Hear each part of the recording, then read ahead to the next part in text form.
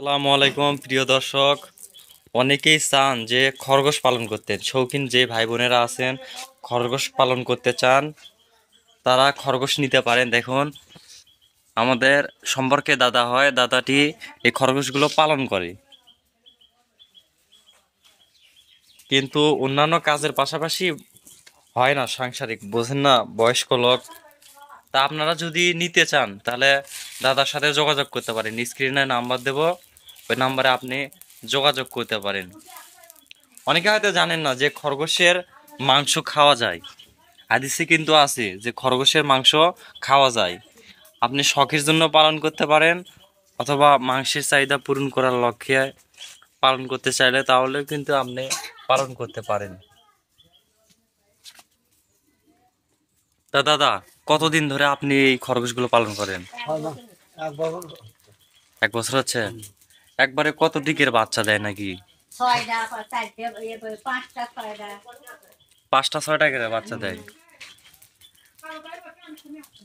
এগুলো কি আগের বারকার দুটারই বাচ্চা নাকি একটা বাচ্চা? একটা বাচ্চা এগুলো। আবার কি গাব আছে? দুটাই গাব। এখানে একটা রাখছে, ওখানে একটা। তা ছেলে কি আলাদা করলেন না? ছেলেটা আলাদা করা লাগে না তো।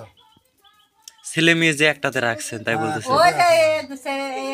বাচ্চা বেশি থেকে সেখানে এক টাকার মধ্যে আসিনি, সে ও ছেলেকে মেয়েকে খুঁজছে না, না হলে আবার ইয়ে গা হবে কেন, ছেলে মেয়েকে একখানটি না চলে বেশি কোনো রাখা লাগে না তো। কি হচ্ছে এই আপনার 1 আধ ঘন্টা রাখলেই কিন্তু কাজ হয়, বুঝছেন?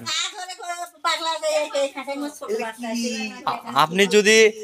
আপনি যদি করেন কি একসাথে রাখেন তাহলে বাচ্চা কম আসে, বাচ্চা প্রোডাকশন কম আসে, আলাদা রাখা লাগে। তা আপনারা যদি নিতে চান খরগোশ তাহলে কিন্তু স্ক্রিনে দেওয়া নাম্বারে যোগাযোগ করতে পারেন।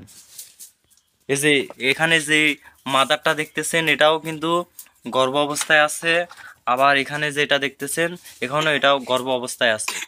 একটা নর আর 2টা মাদি আছে। দেখুন, আগের বারকার একটার বাচ্চা 4টা।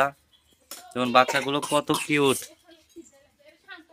আবার তো এখনই সময় হয়ে গেছে নাকি, 15-20 দিনের মধ্যে, 15 দিনের ভিতরেই তো, কারণ 1.5 মাসের মধ্যেই তো দিয়ে দেয় মনে হয়। 1.5 মাস লাগে না, মানে গর্ভধারণ করার পর কতদিন লাগে বাচ্চা প্রসব করতে? 1 মাস লাগে। 1 মাস লাগে? তাহলে বেশি দিন সময়ও নাই বাচ্চা প্রসবের। এগুলো কি খাঁচার মধ্যে রেখে দেন নাকি? খাঁচার মধ্যে রেখে দেন। আলাদা করি না, ফলে আলাদা ঘর থাকলে না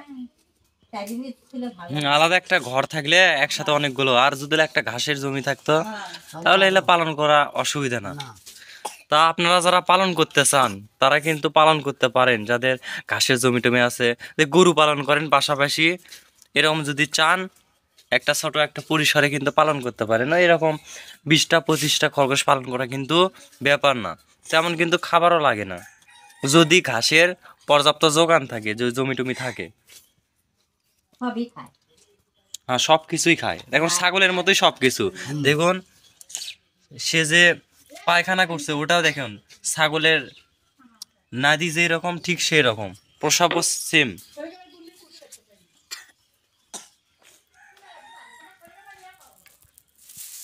ওকে প্রিয় দর্শক, সবাইকে ধন্যবাদ পাশে থাকার জন্য।